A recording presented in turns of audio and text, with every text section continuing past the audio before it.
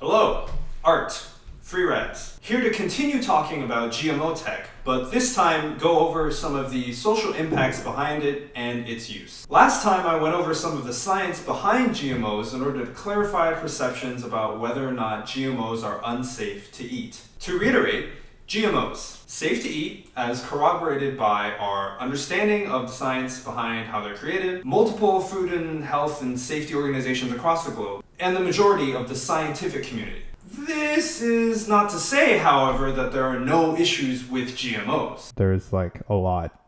Let's set the scene first. The year is 2016 and the world is in grave danger. World hunger has persisted even as countries like the United States shoot forward technologically. Population growth, climate change, stagnation in global food productivity, and a higher demand for meats across the world all mean that by 2050, humanity will be unable to sustain itself with one of its most basic necessities: food.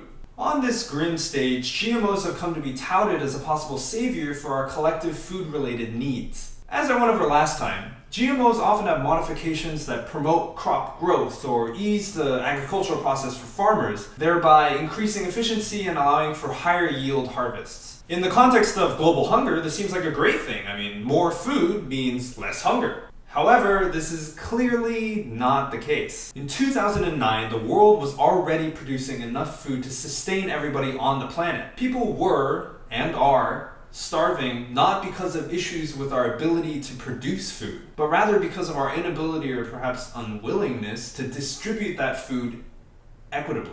GMOs present an opportunity to address one facet of a strained food system, but they don't fundamentally address systemic causes of hunger around the world. To put it bluntly, hunger is an affliction of the poor, and GMOs do nothing to address poverty.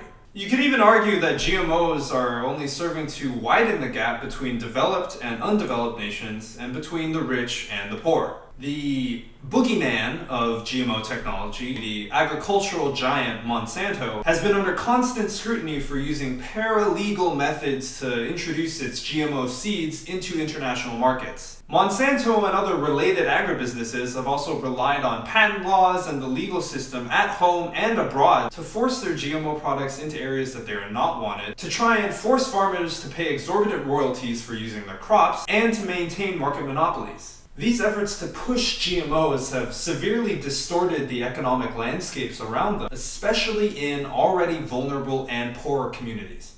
The upshot of this is that GMOs are basically being used to strong-arm communities across the globe into growing only GMOs. So, although there's nothing inherently evil about the science behind GMO creation or the technology itself, they're certainly being exploited for capital gain, and this is at the expense of farmers around the world. Perhaps then it's somewhat misleading to say that there are issues with GMOs.